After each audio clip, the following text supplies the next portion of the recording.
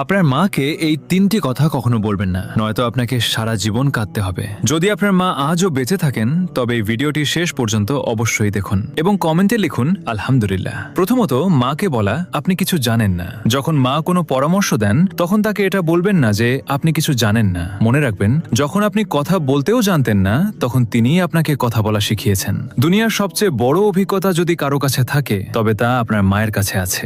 দ্বিতীয়ত, মাকে কখনো বলবেন না আপনি আমার জন্য কি করেছেন। যদি কখনো আপনার মনে হয় যে মা আপনার জন্য কিছুই করেননি, তবে সেই রাতগুলোকে মনে করুন যখন আপনি অসুস্থ ছিলেন আর মা সারা রাত জেগে আপনার সেবা করেছেন। আপনার এক ফোঁটা চোখের জলে যদি কেউ সারা রাত না ঘুমিয়ে থাকে তবে তিনি কেবল মাই হন। তৃতীয়ত, আমাকে একা ছেড়ে দিন।